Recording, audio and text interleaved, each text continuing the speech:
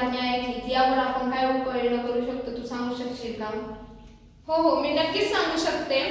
आपल्याला जर विकसित भारत आणि भारताला जगातील सर्वात मोठी प्रौढ महासत्ता बनवायची असेल तर आपल्याला आपल्या देशातील काही कमकुवत समाज आहेत त्यांचा विकास घडवून आणणे फार गरजेचे आहे.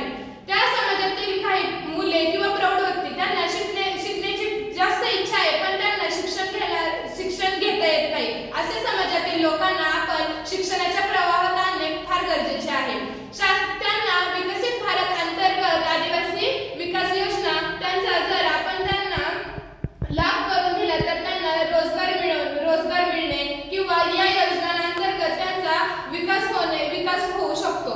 त्यांच्या सांस्कृतिक परंपरा जसे की त्यांचे सण उत्सव त्यांचे नृत्य हे केवळ त्या समाजातील लोकांनीच नाही तर पूर्ण आपल्या भारतातील सर्व समाजातील लोकांनी त्याच्यात सहभाग घेतला पाहिजे. त्यांच्या ज्या चालीरीती परंपरा आहेत त्या आपल्या सर्व भारतातील लोकांनी जोपासल्या पाहिजेत.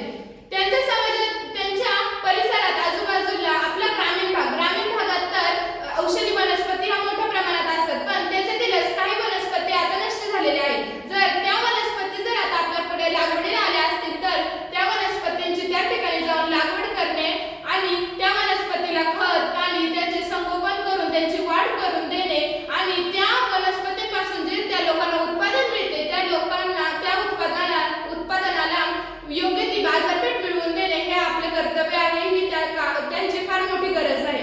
त्या समाजातील लोकांना आपल्याप्रमाणे दळणवळणाची साधने कमी असतात, त्यापर्यंत दळणवळणाची साधने पोहोचत नाही.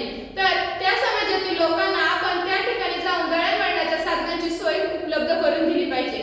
हे सर्व उपाय केल्यानंतर आदिवासी समाजातील लोकांचा योग्य तो विकास होईल हे मला वाटते. तर तू या उपाययोजना ऐकल्या कारण ऐकली, ह्या उपाययोजना जर आपण राबवल्या तर याचा काय परिणाम होईल, तू सांगू शकशील का? हो, विकसित भारत या योजनेमुळे आदिवासी समाजास